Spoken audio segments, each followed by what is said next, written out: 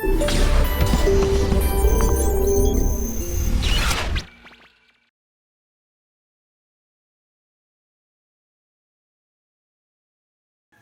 everyone, this is Abdullah Namazi. It's really happy to see you all once more time in this Uplift Education virtual classroom.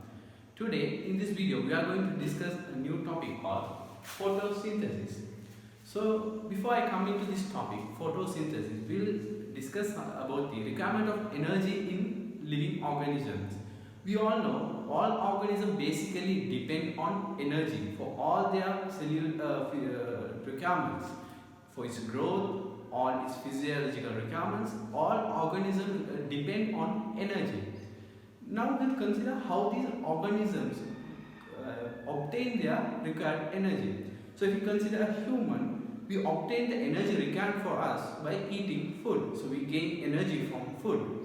And if you consider some other animals like cow, dog, or any other organism, all organisms or all animals are dependent on plants for their gaining of their energy. But so all organisms depend on another organism for their energy. We call this organism as heterotrophic organism. And if you consider plants, they don't depend on another organism. We say they produce their own energy using some other raw materials that they gain from the soil and from other sources. So we call this kind of organism as a primary producer who produce food for all organisms on earth. So we call this organism as autotrophic organism. But according to law of conservation of energy, we know the energy cannot be created or neither it destroyed. So how can these plants create energy for all these organisms? That's the question. But if we consider in real, these plants do not produce energy. They do a simple conversion process. Let's look at how these plants convert energy required for all organisms. The basic source that provides energy for all organisms is sun. So if I consider a sun, the sun provides the basic energy for all organisms. The sunlight that falls on the leaves of plants, when sunlight falls on the leaves of plants, this plant has a special ability of converting this light energy into chemical energy. So this process only we are going to discuss calling photosynthesis, or this process only called as the photosynthesis. Here if we consider this light energy is converted into a chemical in plants called glucose. So here we can say sunlight is converted into glucose. But here the energy is stored as chemical energy, but in addition to that another material has formed called glucose. For the synthesis of this chemical, it requires some other raw materials such as carbon dioxide and water. These do not take place in all plants. These specially take place in green plants. So another important feature required for the photosynthesis process, we call it as chlorophyll. In the presence of chlorophyll, the plants has the ability of converting solar energy or the sunlight into chemical energy using carbon dioxide and water as the raw materials. We call it as a photosynthesis. So the chemical equation of photosynthesis also can be written in terms of chemical formula, where carbon dioxide plus water in the presence of sunlight and chlorophyll produce glucose, and as a byproduct produce oxygen.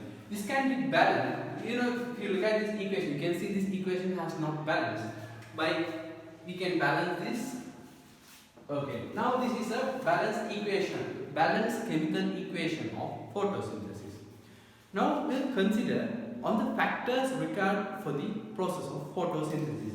We can say for photosynthesis should occur, there should be carbon dioxide. So carbon dioxide is one of the important factors, and water is important as a raw material. So water is another factor. Also, the main source converting is sunlight. so the main energy is converted is sunlight. So sunlight is also an important factor for the photosynthesis. Another important factor is the site where this photosynthesis process taking place. Without the site of this chlorophyll, the photosynthesis process cannot take place. So it is also another important feature of this chlorophyll. So we'll look at how these important factors are gained to plant. We consider the water. We know the plants, the terrestrial plants usually get water from the soil solution. It has a, if you consider a taproot, it has a taproot. If you consider a taproot, it has taproot and its branches. In each branches we can see small process, we call it as root hairs. These root hairs are very minute structures. These minute root hairs absorb water by osmosis into their external surface or to the root hairs. The water absorbed by root hairs, they are taken to the branches of the root and they are taken to the taproot system. Then water from the edges of the root pass through the cortex and endodermis and enters into the xylem of the root. We discussed about xylem when we discussing about plant tissues. Xylem is the important tissue present in plant that contain water and minerals from soil solution throughout the plant. So now we understood what is absorbed from soil solution into root, and the water in the xylem of the root is passed to the to all parts of the plant, and also for the photosynthesis this is passed to leaves. In leaves we know there are veins. Through veins this water is supplied to leaves and it provides water for the process of photosynthesis. If you consider carbon dioxide, we know leaves have in the lower surface of leaves there are some openings, we call it as stomata. So through this stomata the leaves have the ability to get the atmospheric carbon dioxide into the leaves and fulfill the required factors required for the photosynthesis. And also chlorophyll is naturally present in green leaves and sunlight is the external features that is given. Now we'll look at what are the products formed as a result of this photosynthesis. The main product formed in this process is the glucose, and as a byproduct oxygen also produced. Okay. Now we'll look at what happened to what happened to glucose or the fate of this glucose. The glucose is soon after producing leaves is temporarily stored in these leaves itself as starch. And after some also when we are discussing about the phloem tissues, we discussed the main substance that is transported through phloem is sucrose. So here what we have stored is starch, so this cannot be transported. So after some time this stored starch they converted into sucrose and they uploaded into their phloem. Through phloem these converted sucrose are transported to their necessary sites. When I say necessary storage sites, it's like fruits, its roots, its leaves and other required parts. So we call the other storage parts such as vegetables, fruits, yams, and it provides so many other terms. In this storage site, the produced glucose turned into sucrose are stored as starch. And as byproduct, oxygen is given out to the environment, which is important factor for the survival of aerobic organisms, also which is an important factor for the combustion. Now we'll have some experiments on testing on the factors required for the photosynthesis. Okay, as a first experiment, we'll discuss on presence of starch on leaves. So when we're discussing about the stored glucose, we discussed the glucose is temporarily stored as starch in leaves. Okay, so in this experiment we are going to experimentally check the presence of temporarily stored starch in the leaves. For that, we take a leaf, a green leaf from a plant which was provided all the factors to carry out photosynthesis. We pluck the leaf and we insert in a beaker filled with water and we heat it using a setup with a Bunsen burner and a tripod, and we make the leaf hot. After heating the leaf becomes hot and we mix the hot leaf with alcohol and we again heat. You know, when heating alcohol is a very sensitive thing, and it may result in other disasters. So to avoid the disasters caused by heating alcohol, what we do is we insert alcohol into a test tube and insert the heated leaf into that alcohol test tube, and we keep this test tube in a water bath or a water containing beaker, and we heat the water containing beaker. This uniformly heats the alcohol and also makes a reaction to be involved with the alcohol and the leaf.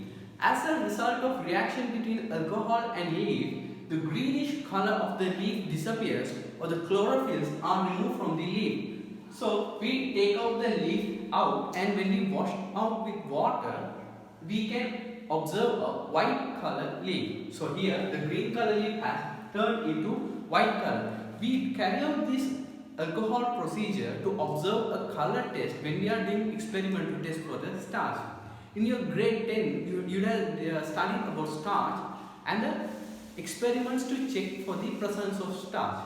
So what we do is we add few drops of iodine to the white color leaf.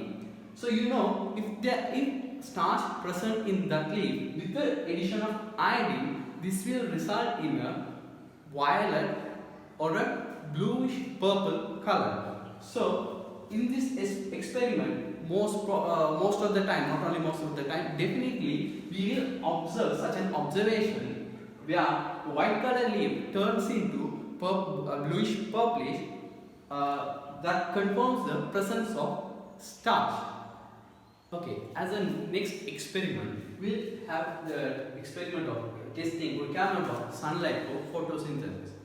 In order to check for the requirement of photosynthesis, important factor we need is a potted plant.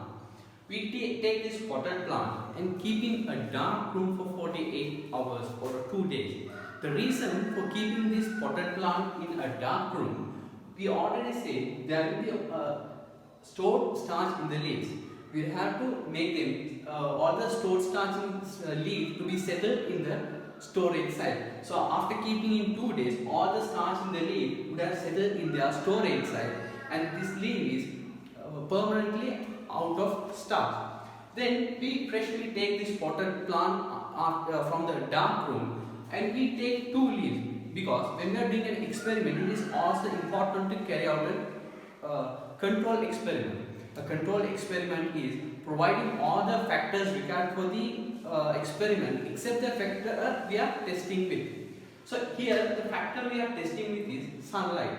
So I take 2 leaves. One leaf I take as leaf A and the other leaf I take as leaf B. So let's say I am going to make this leaf B as my control experiment. So what do I do for this control experiment is I cover part of this control experiment leaf with an opaque material.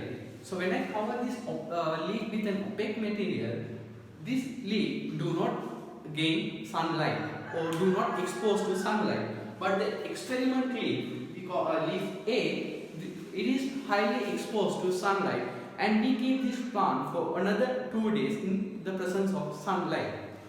Okay, after keeping in sunlight, we can assure photosynthesis would have taken place in the plant and the energy or the starch would have produced. Then we pluck these 2 leaves and we carry out the testing for the testing starch, as we discussed in our earlier in the early experiment. Okay, then we carry out the starch testing experiment, and if we consider in the leaf A and leaf B, we will see in the leaf A there are all the factors were required. So we will observe a color change from white color into bluish purple, and we can assure in leaf A all photosynthesis has taken place. But if we consider leaf B, we will observe there is no color change from white into bluish purple. That gives us the idea photosynthesis has not taken place here. That means all the factors are equally provided for A and B. The only factor that was not given was sunlight. So we can conclude sunlight is an essential factor for the process of photosynthesis. Okay, as a next experiment, we'll have the experiment for the checking of requirement of carbon dioxide for the photosynthesis. In this process, again, we keep this plant, we take another plant, a potted plant, and keep in a dark room for 48 hours or 2 days, and when we make sure all the stored starch in these leaves are settled in their storage site. And then we take this potted plant out, and we need one control experiment and experiment, where in experiment all the factors are given. In control experiment, except one factor, all other factors are given. Except one factor means the factor that is under investigation. So in this control experiment leaf, I take it as leaf C and the experiment leaf as leaf D. In the control experiment, I cover the entire leaf with a polythene, transparent polythene bag, and I add some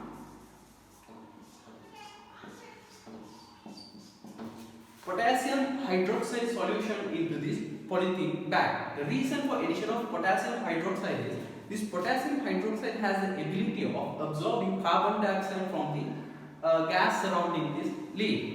In order to make sure this leaf has been covered with a polythene bag and it contains some liquid, this should not be a differentiating factor.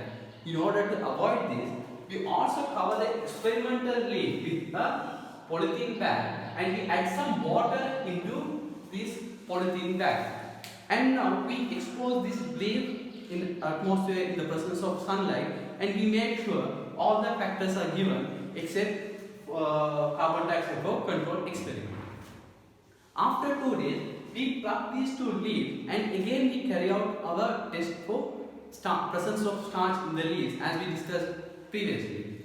So when we observe that test for starch test for leaf D, we will observe a color change from white color into violet color. So we say the photosynthesis has taken place in leaf B and all the factors are provided here. Then we again do the starch test for the presence of starch in the leaves. For the leaf C, we will observe, we will not have an observation where the white color turns into bluish purple. So this gives us the knowledge photosynthesis has not taken place in the leaf C, and this gives this concludes that carbon dioxide is an essential feature for the process of photosynthesis. Okay, our third experiment is testing for the requirement of chlorophyll for the process of photosynthesis. To check for the importance of photosynthesis, here we select a hibiscus leaf or a croton leaf. So I take a croton leaf. These croton leaves are leaves that has white patches and green color in the same leaves itself. So these circles I have drawn are white patches in a green leaf. So if we mark these spots and if we keep this plant and carry out starch test for this leaf, we will observe a color change has taken place throughout this region. All the greenish color was present earlier. We can observe a color change from white into blue violet. Except in white, where already white patches were present, in the starch test, we will not observe a color change. We will not observe a color change in these white patches. So this gives us a conclusion where chlorophyll is also important. Important factor for the photosynthesis. So the next factor important for the photosynthesis is water. In our ordinary level, we don't have any experiment to test for the importance of water, because in the control experiment, if we cut down water, the entire plant will become dead and we will not have any further biological process taking place. So there are some other advanced technology or advanced experiment that has proven water is also an important factor required for photosynthesis, and it is a raw material of photosynthesis. In this experiment, we look oxygen is produced as a byproduct of photosynthesis. In order to check for this, we have a beaker filled with water and we place an aquatic plant on this, and we cover this with a funnel and we cover with a test tube, and we hold this plant to carry out photosynthesis for some period of time. we can observe some gas bubbles are formed in this aquatic solution, and these gas bubbles are moved to the top of the test tube.